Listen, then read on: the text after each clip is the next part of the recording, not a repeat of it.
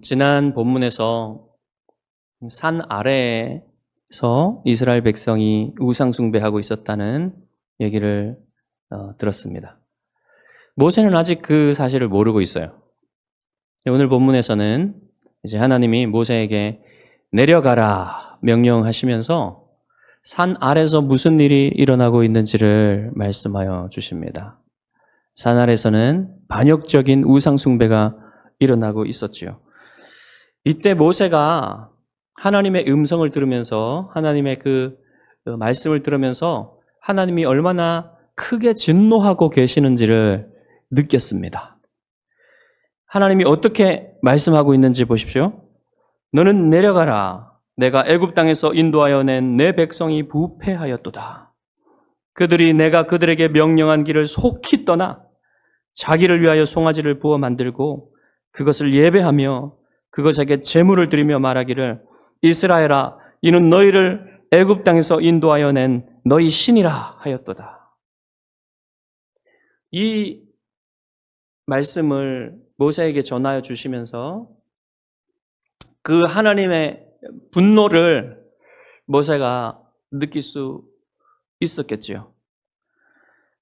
얼마나 하나님의 그 분노가 큰지 느낄 수 있는 그런 두 가지 포인트가 있어요. 첫 번째, 하나님이 어떻게 이스라엘을 부르시는지 보십시오. 내가 애굽 땅에서 인도하여 낸 너의 백성, 내 백성 이렇게 부르시죠. 여러분 지금까지 쭉 창세기부터 이렇게 지금까지 생각해 보십시오. 하나님이 이스라엘을 어떻게 부르셨습니까? 내 백성이라고 부르셨잖아요. 모세에게도 하나님은 이스라엘을 내 백성이라고 부르셨어요. 내 백성을 애굽에서 인도하여 내라고 모세에게 명령하셨죠. 그리고 출애굽기 20장에서 10계명을 주실 때에도 뭐라고 하셨습니까? 나는 너를 애굽 땅 종되었던 집에서 인도하여 낸 내 하나님 여호와라 이렇게 했어요. 하나님은 이스라엘을 향하여 내 백성이라고 언제나 말씀하셨지 너의 백성이라고 말씀하시지 않았잖아요. 그런데 지금 여기서는 꼴도 보기 싫다 이제 그런 태도로서 네 백성 네가 인도하여 낸 네 백성 네가 데리고 가라. 네 맘대로 해라.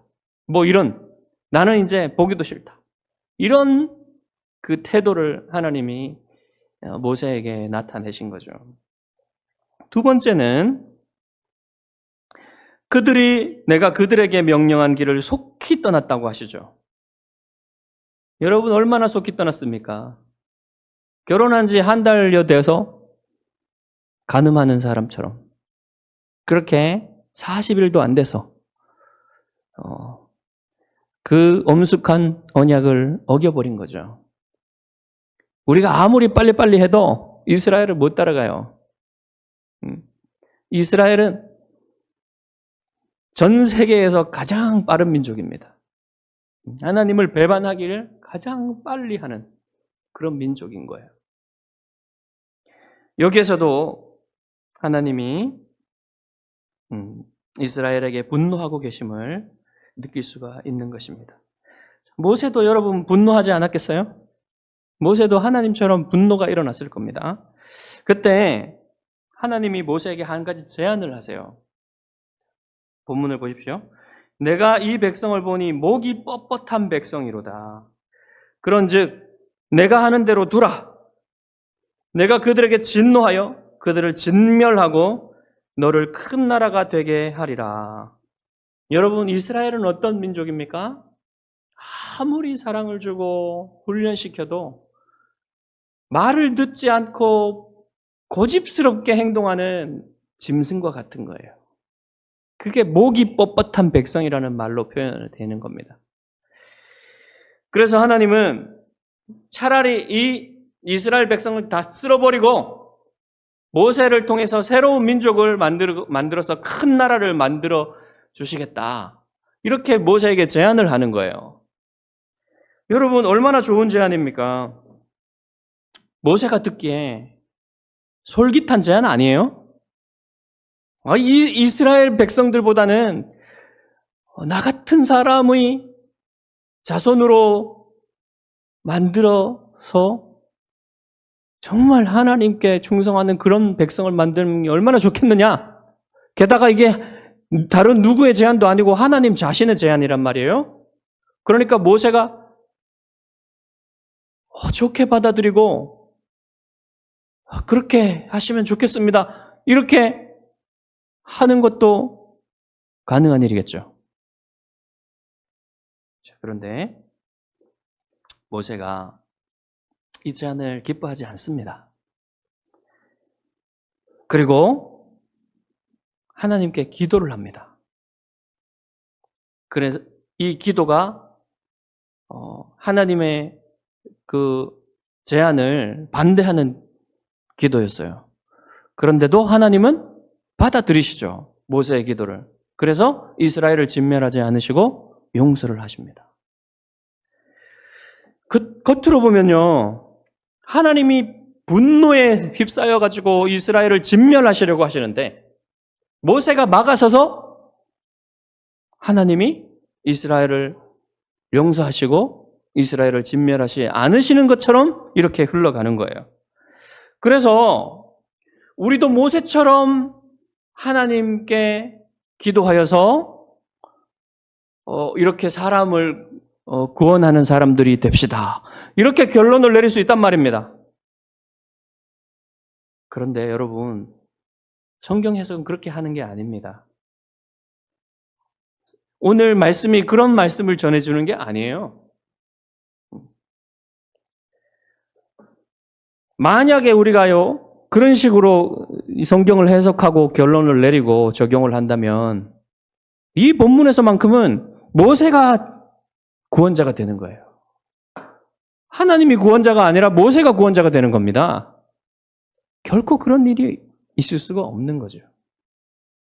여러분, 이 본문이 우리에게 전해주고자 하는 진리가 뭘까요? 우리가 성경을 해석할 때 대원칙이 있습니다. 그것은 성경은 하나님 중심적으로 해석해야 된다는 거예요.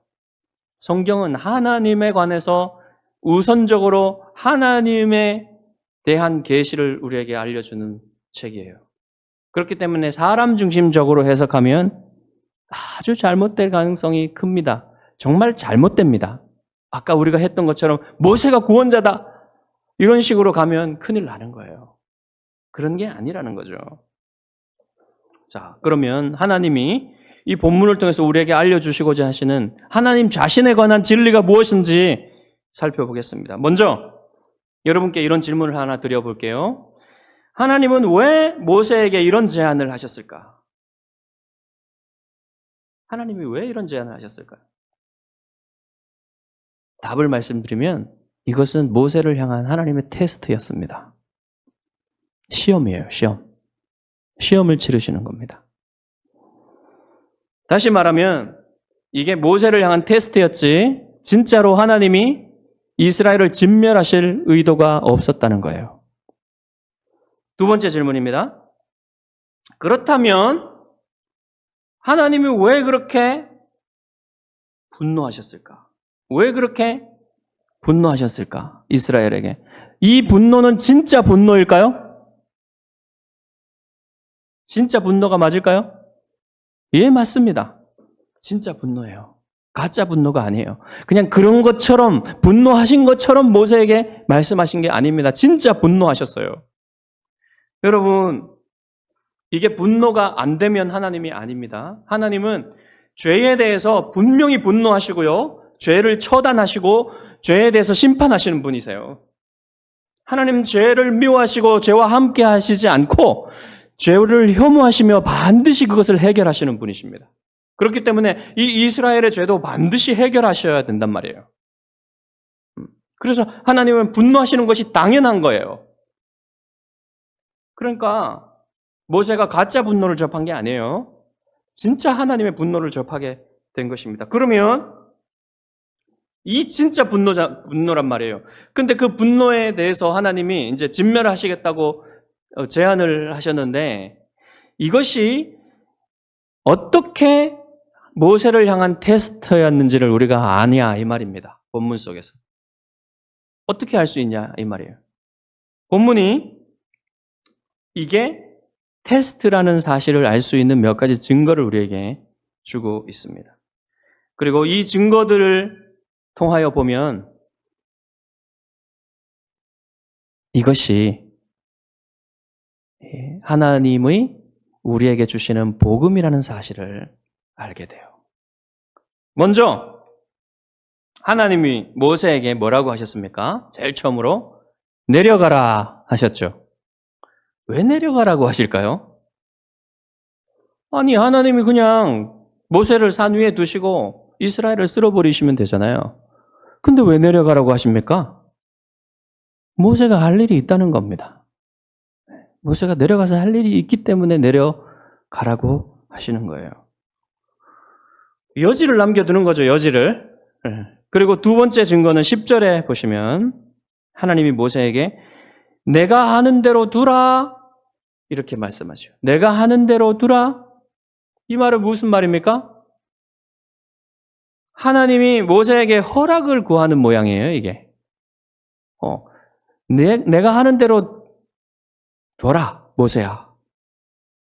내가 뭔가를 하고 싶은데 내가 하는 대로 둬라. 이 말은 뭡니까, 여러분? 우리가 이런 말 잘 안 하지만 이런 말 들을 때가 있죠.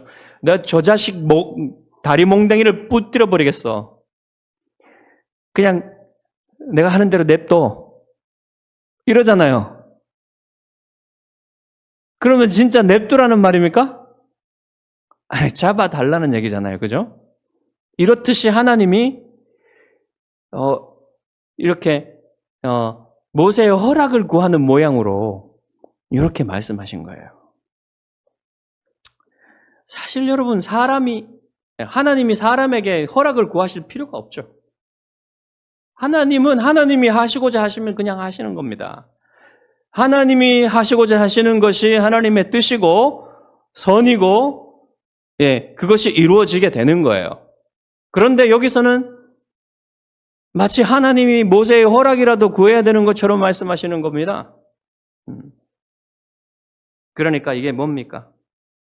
하나님이 이스라엘을 진멸하시겠다는 그 뜻 이면에 다른 뜻이 있다는 것을 보여주는 거예요. 이게. 자, 하나님이 지금 모세가 하나님과 이스라엘 사이에 서서 무엇을 할 수 있도록 문을 열어주시는 겁니까?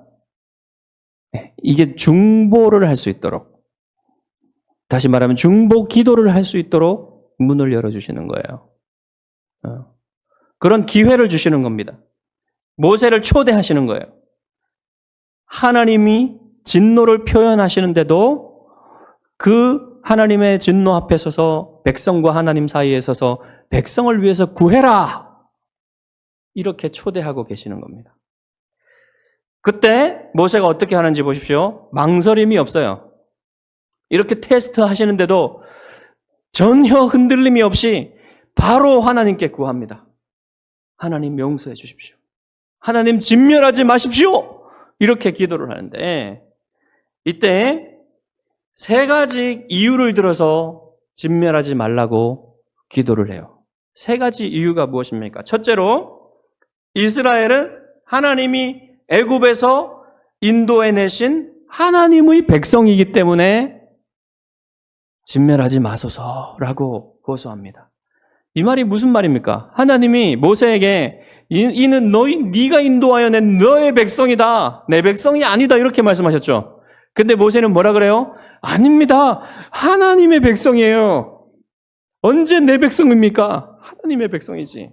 그리고 하나님이 그 강한 편팔로 그 위대한 일을 통해서 하나님이 애굽에서 인도하여 내신 하나님의 백성 아닙니까? 다시 말하면 하나님이 그토록 사랑하셔서 그 위대한 일을 행해서 애굽에서 구원해내신 하나님의 백성이 아닙니까? 하나님의 사랑에 호소하고 있는 거예요.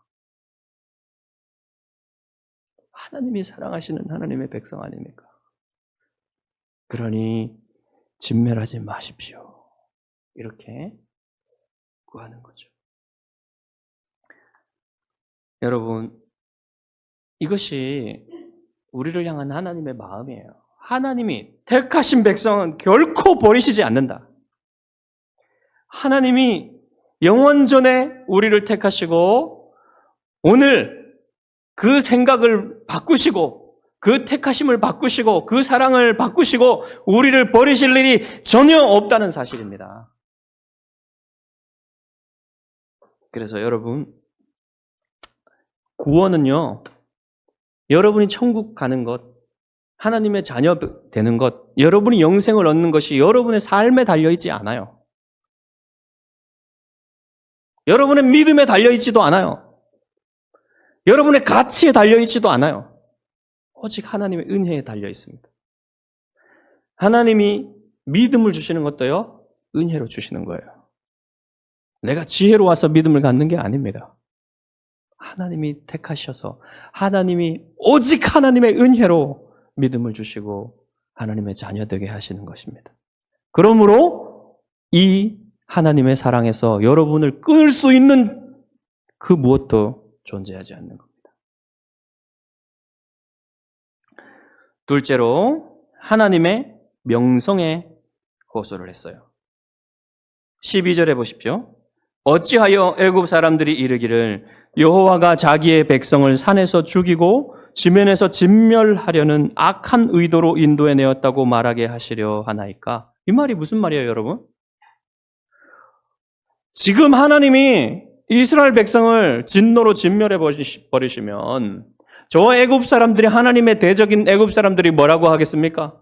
세상 모든 사람들이 뭐라고 하겠습니까? 하나님이 애굽에서 이스라엘 백성을 빼내신 것은 저 시내산에 가서 죽이려고 하는 악한 의도로 빼낸 게 아닙니까? 그 하나님의 의도를 오해하고 그러면 하나님의 명성에, 하나님의 영광에 금이 가고 하나님의 영광을 훼손할 것이 아닙니까? 그렇게 하시면 안 됩니다. 하나님의 이름의 영광을 위해서 그렇게 하시면 안 됩니다. 지금 모세가 무엇을 구하고 있는 거예요? 주님의 기도처럼 이름이 거룩하게 여김을 받으시기를 원합니다. 라고 기도하고 있는 거예요. 그러니까 여러분, 모세의 기도는 전부 어디에 근거합니까?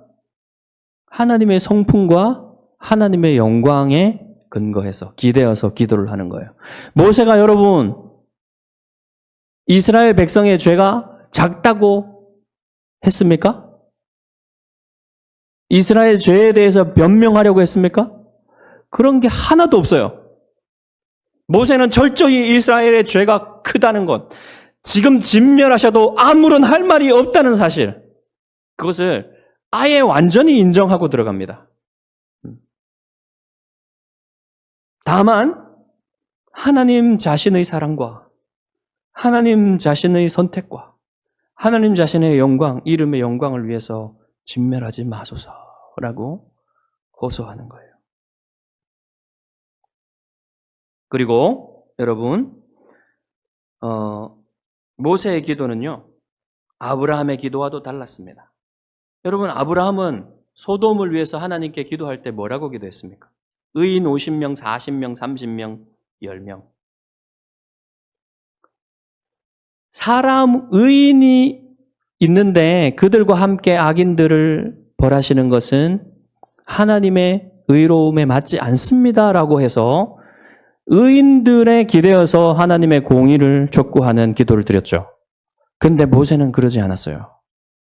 모세는 사람에게는 한 명도 의인이 없다고 생각했습니다. 그래서 한 사람의 의인을 놓고도 기도하지 않았어요. 오직 하나님의 긍휼하심에, 하나님의 사랑에, 하나님의 자비에, 하나님의 은혜에, 하나님의 영광에만 기대어서 기도를 했던 겁니다. 다르죠? 네. 마지막으로 모세는 하나님의 약속에 호소를 했죠. 13절에 보십시오. 주의 종 아브라함과 이삭과 이스라엘을 위하여 주를 가리켜 맹세하여 이르시기를 내가 너희의 자손을 하늘의 별처럼 많게 하고 내가 허락한 이 온 땅을 너희의 자손에게 주어 영원한 기업이 되게 하리라 하셨나이다. 하나님이 약속하시지 않았습니까? 조상들에게 약속하지 않았습니까? 아브라함과 이삭과 야곱에게 약속하지 않으셨습니까? 그 약속을 지켜주실 줄 믿습니다. 라고 얘기하는 거예요. 근데 여러분 보십시오. 모세를 통해서 하나님이 큰 나라를 만드셔도 아브라함의 자손 아닙니까? 그래도 되잖아요. 근데 왜 안 된다는 겁니까? 여러분, 모세를 통해서 다시 백성을 만들들 새로운 뭔가가 나오겠습니까? 아니에요. 똑같습니다. 모세는 그것을 원하지 않았어요. 하나님도 사실은 그것을 원하지 않았습니다. 하나님이 원래 이스라엘을 진멸하실 생각이 전혀 없었던 겁니다. 모세가 이렇게 기도하기를 원하셨던 거예요. 하나님이. 그래서 하나님은 이 기도를 들으시죠.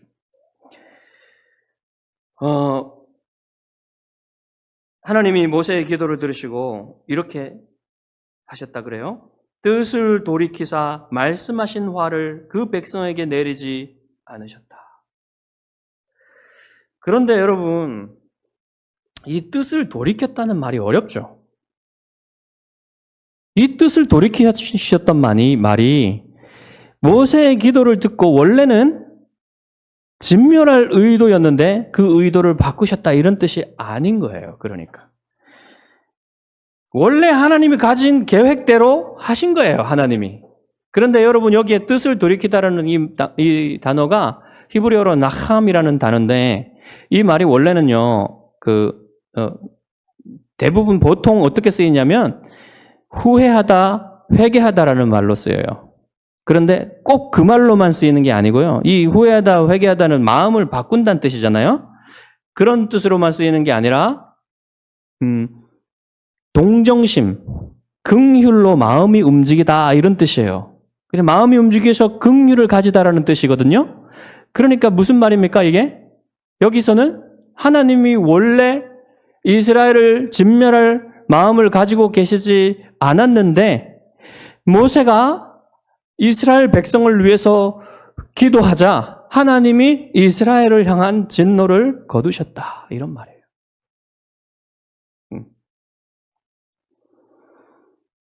여러분 이게요 정확히 여러분과 저의 구원 이야기입니다.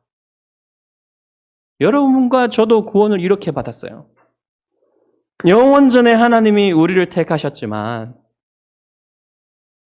우리의 조상 아담과 하와의 타락 이후로 사람들은 모두 우상숭배에 빠져서 하나님께 반역하는 그러한 삶을 살았는데 하나님이 아들에게 내려가라 하셨죠. 내려가셔서 우리 주님은 이 땅에 오셔서 우리를 위해서 중보하셨습니다. 하나님과 우리 사이에 서셔서 우리를 위해 십자가를 지시고 십자가 위에서 우리를 위해서 기도하셨어요. 예수님이 뭐라고 기도하셨습니까? 내가 그들을 위하여 비옵나니 내가 비옵는 것은 세상을 위함이 아니요 내게 주신 자들을 위함이니이다. 그들은 아버지의 것이로소이다. 우리 주님이 구하실 때 영원전에 하나님이 택하신 그 백성들을 위해서 기도하셨단 말이에요. 모세는 그 자신도 죄인일 뿐인 중보자였지만 우리 주님은 죄가 전혀 없으신 영원한 중보자여서 우리를 위해 하신 그 기도가 반드시 이루어진단 말입니다. 반드시 이루어진단 말이에요. 그래서 하나님이 택하신 그 백성은 우리 주님의 중보로 인하여 반드시 구원하신다는 거예요. 자, 그러면 여러분의 구원은 이 하나님의 택하심과 예수 그리스도의 은혜로 말미암아 확실하고 누구도 변개시킬 수 없는 안전한 구원입니다. 그러면 이제 여러분은 이 구원이 확실하니까 나의 구원은 확실하다. 오케이. 땡큐. 끝.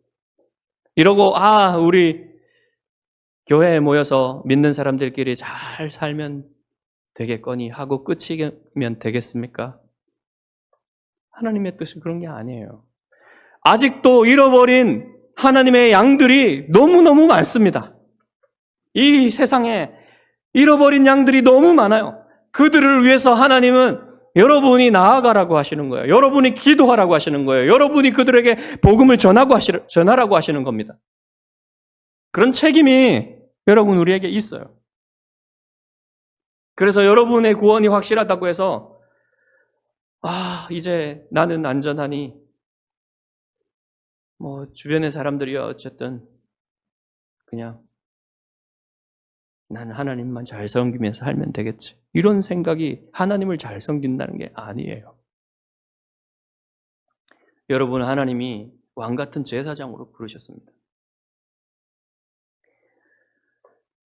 한 탈북자의 이야기를 들려드리겠습니다.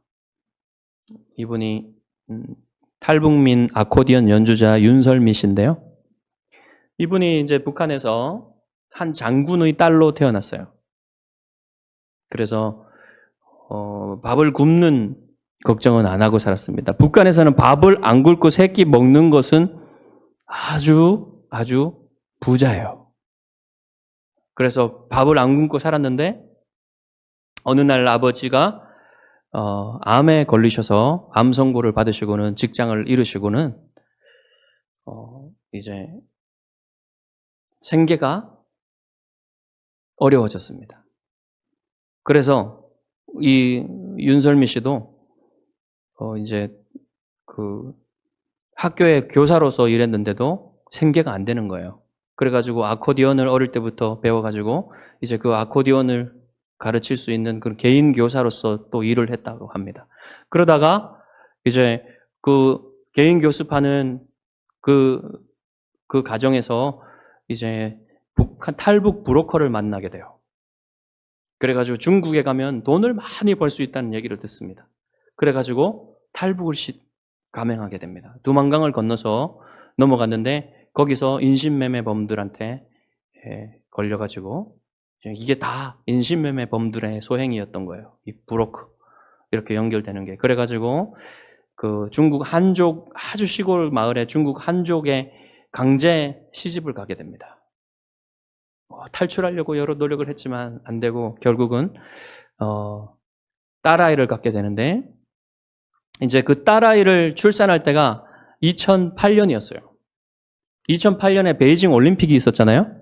그때 김정일이 후진타오 주석에게 와가지고 부탁을 했다고 합니다. 지금 이제 탈북 여성들 나의 딸들이라고 그러는데 내 딸들을 북한으로 좀 보내달라고 이렇게 돌려보내달라고 부탁을 했는데 그것을 후진타오가 듣고는 이제 수색을 하게 되고 윤설미 씨도 걸리게 되어서 이제 북한으로 딸이 태어난 지 얼마 되지도 않았는데 다시 북한으로 가게 되는데 그때는 감옥에 갈지 몰랐답니다.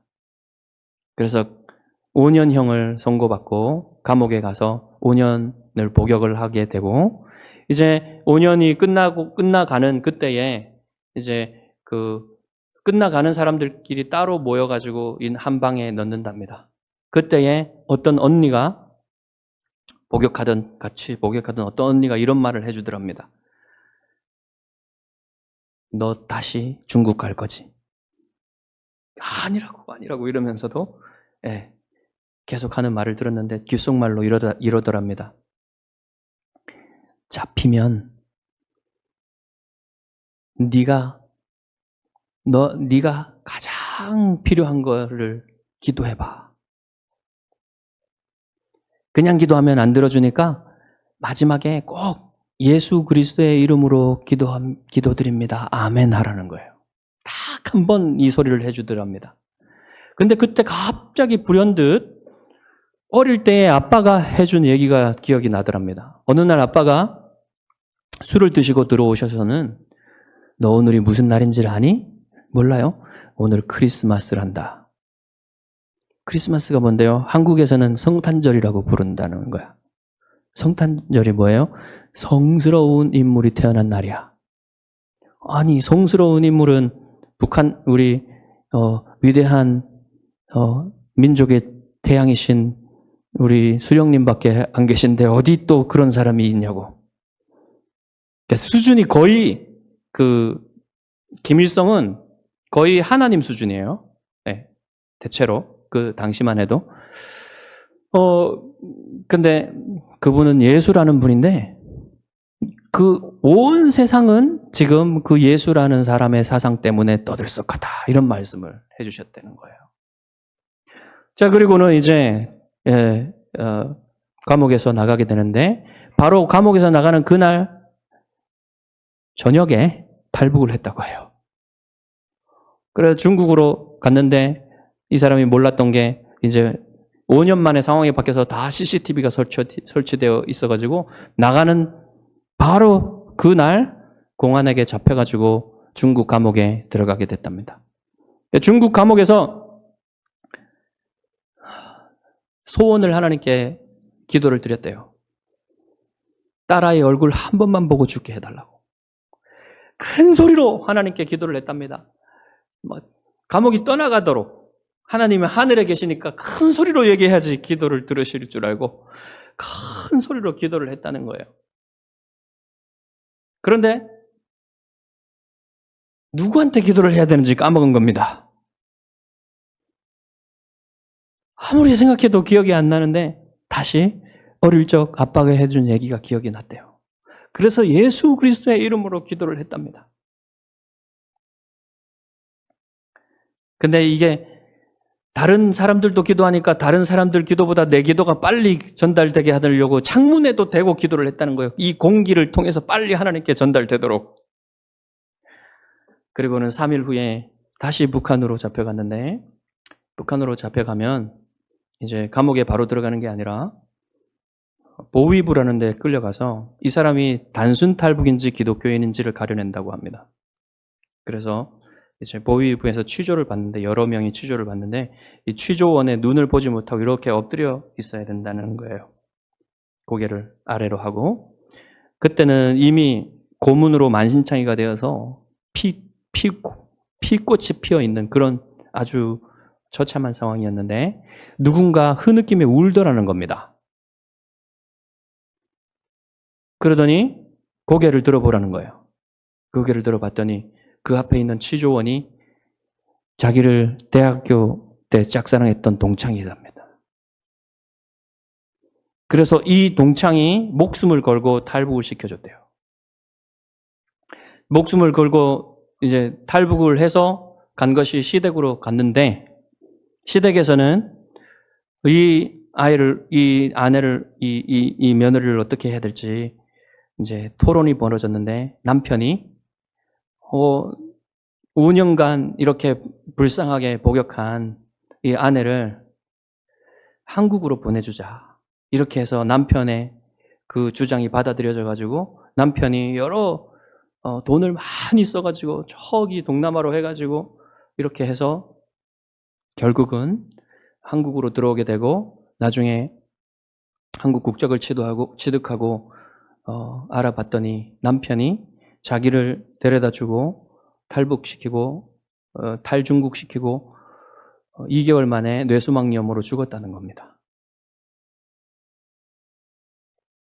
그리고 지금 이제 딸을 데리고 와서 한국인으로 살고 있고 또 하나님의 은혜를 간증하면서 아코디언 연주하면서 찬양하면서 그렇게 윤설미 자매가 살고 있는데요. 하나님이 이 자매를 구원하시기 위해서 이런 방법도 사용하시는 거예요.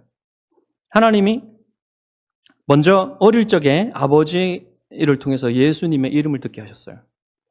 그리고 두 번째로는 감옥에서 그 사람은 중국에서 교회를 다닌 사람이었답니다. 그 언니가 해준 예수님의 이름 그리고 기도하는 방법 그것을 알려주심으로써 하나님이 이 사람을 구원하게 하셨고 또 동창생의 헌신적인 희생적인 사랑과 남편의 희생적인 사랑을 통해서 이렇게 구원하는 일을 하셨다는 거예요. 하나님이 여러분 한 사람을 구원하실 때는 이렇게 여러 방법을 사용하시고 또 특별히 하나님의 구원받은 양들, 구원받은 사람들을 통해서 한 사람을 구원하신다는 겁니다. 여러분이 어떻게 한 사람을 구원하는 일에 사용될지 몰라요.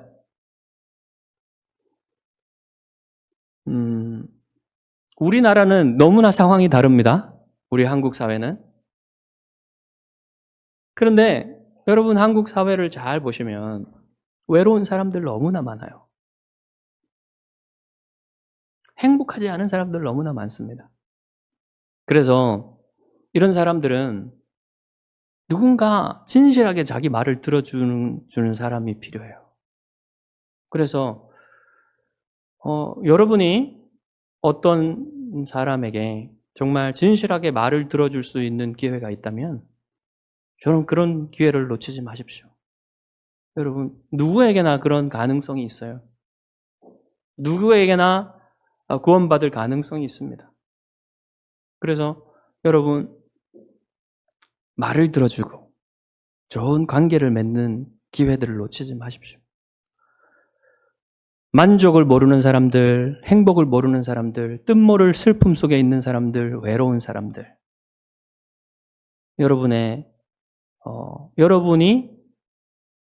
행복을 아는 여러분이, 하나님의 생명을 아는 여러분이 그들과 좋은 관계를 맺고 이렇게 그들을 위해서 기도해 줄 수 있다면 좋습니다. 여러분, 기도해 주겠다고 하면요, 싫어하는 사람 잘 없어요, 사실은. 기도해 주겠다고 하십시오. 잘 보고 그런 말을 하십시오. 그 사람이 그런 말을 받을 수 있는 사람인지, 준비가 된 사람인지. 기도해 주겠다고 하시고, 기도해 주십시오. 그리고 또 물어보십시오. 어떻게 됐는지, 상황이 어떻게 돼가는지. 그리고 좋은 관계를 맺으시고, 언젠가 여러분, 그 사람이 여러분에게 행복의 이유를 묻거나 여러분이 잘해주는 이유를 묻거든 여러분의 예수님을 전해주십시오. 여러분이 예수님 안에서 구원받은 얘기를 해주십시오. 예수님 안에서 가지고 있는 행복을 얘기해 주십시오. 그렇게 하면 여러분 그것이 전도가 되는 겁니다. 그래서 여러분이 한 사람을 구원하시는 하나님의 그 일에, 위대한 일에 사용되어지는 여러분이 되시기를 주님의 이름으로 축복합니다.